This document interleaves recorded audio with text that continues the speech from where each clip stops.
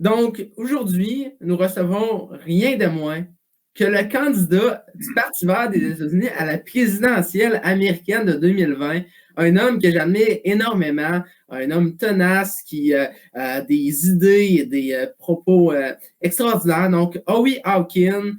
Bonjour, Monsieur Hawkins. Hello. Hello. I got that. Bonjour. At least the cutting edge of it was.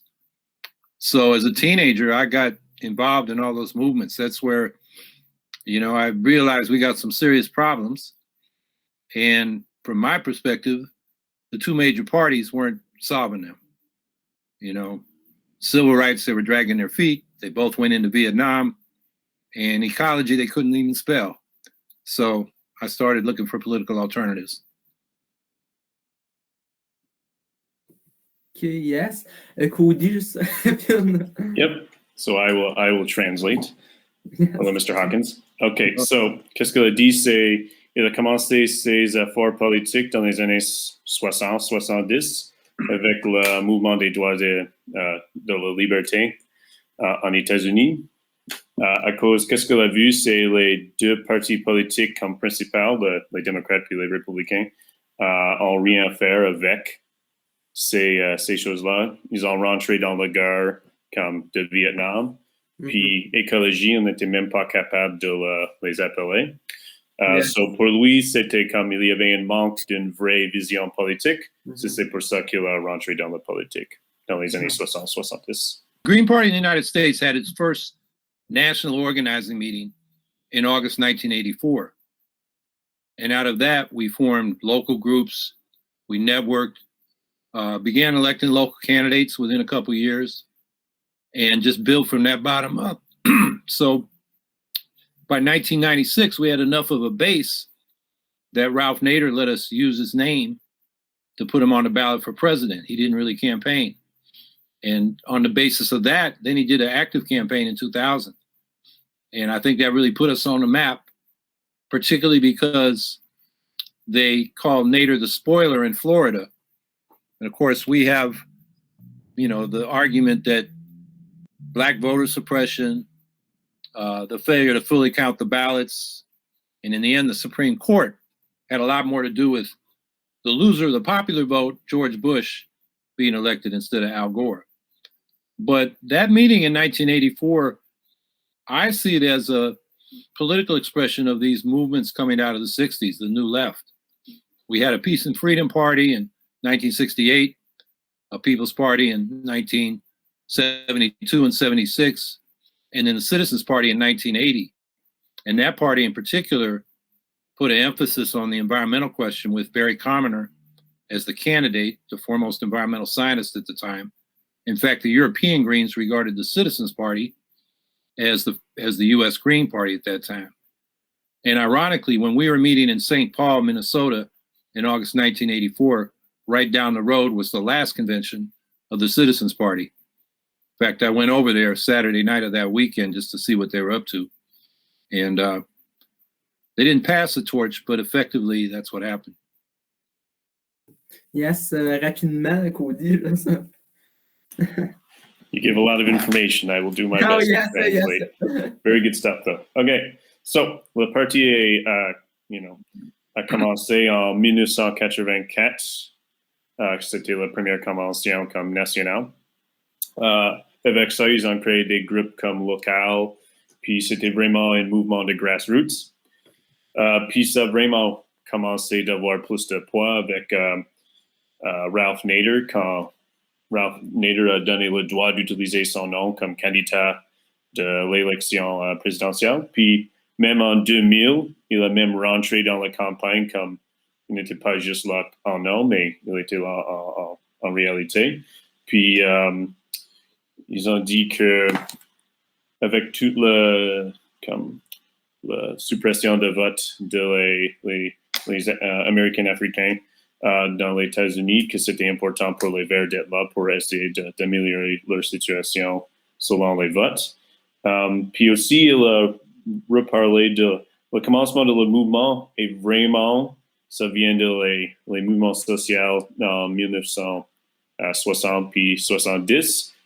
Puis c'était vraiment comme une continuation, pas exactement comme relié, mais c'était une continuation de la Parti Citizen Party ou le Parti des citoyens. Puis même quand ils ont eu leur convention nationale de la Parti vert, le Parti citoyen a eu leur dernière réunion comme juste sur l'autre bord de la rue. Ça, c'était pas comme une continuation comme exacte, mais l'esprit de la partie était dans le nouveau Parti vert. So, ça vient vraiment de le mouvement écologique en États-Unis. Oh, okay. En 2020, vous êtes présenté comme candidat à la présidentielle. Et est-ce que les résultats vous ont satisfait? Est-ce que vous attendiez à ces résultats-là? Okay, so Alexi's question is, you were the presidential candidate for the Green Party in 2020. Were you satisfied with the results of the election? No. You know, I would have liked a much bigger vote. I mean, this was a tough year. Anybody but Trump, most progressives settled for the centrist corporate Democrat Joe Biden because they wanted to get rid of Trump. And they had a reasonable fear that, you know, the Republican Party no longer is a conservative party. It's an extremist party. It's authoritarian, racist, nativist, and anti-rational. You know, they monger conspiracies about COVID, climate, evolution, and the 2020 election being hoaxes perpetrated by self-serving liberal elites. So that's a scary thing and understandable. But on the other hand, we think we have a better program to fight the right. We got to deliver, you know, economic security, environmental stability, climate stability, safety, and get out of these endless wars abroad. And that will be a program that can win over that part of the Trump base, which went to him because he was talking about reopening the economy, jobs, and businesses. And Biden was running a campaign a lot like Clinton, you know, save the soul of America, unite America. It was like Clinton's Stronger Together. There was nothing that people could grab onto. Now, part of the Trump base is, you know, fundamentalist Christians. They're just hard to reach. But a lot of those people are lower middle class and working class people who looking for answers because they're struggling. And the Democrats almost lost it. I mean, Biden won the popular vote by over 7 million votes. But if just 23,000 votes in Arizona, Wisconsin, and Georgia had flipped over to Trump, he would have won with the Electoral College, even though he had a minority of the popular vote. So, you know, I think the Democrats barely got Trump out of there, and they don't have a program in the long run, I think is going to defeat this right-wing movement, which is a reaction to the failures of the corporate centrist politics that have dominated this country for 50 years. Cody? Yeah, I'm on it. So, il a répondu que, comme, non, il n'était pas satisfait avec l'élection puis les résultats. Puis il a dit que c'était difficile cette année parce qu'il y avait beaucoup de mouvements autour de comme n'importe qui comme que Trump. Ça, c'était le vrai message puis c'était difficile. Puis aussi à cause de les craintes, puis les vraies craintes envers le Parti républicain. Parce que c'est plus une partie des conservateurs maintenant, c'est une partie de l'extrême droite, yes. Puis une partie des extrêmes. Puis aussi, il a dit que le Parti démocrate aussi n'a pas vraiment un plan long terme pour combattre l'extrême droite, parce que le plan de Joe Biden, c'est pas mal le même plan que Clinton.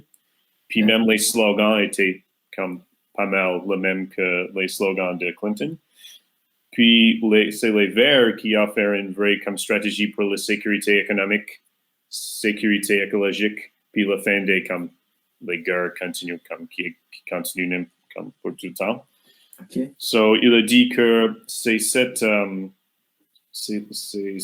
manque dans le Parti démocrate qui est vraiment un enjeu pour les États-Unis, puis aussi pour le Parti vert, parce que c'est vraiment les travailleurs que le Parti démocrate ne parle pas avec à cause de leur politique. Mais c'est les Verts qui parlent vraiment à ces peuples-là. Puis c'est pour ça qu'ils pensent que les Verts ont un meilleur plan que les démocrates.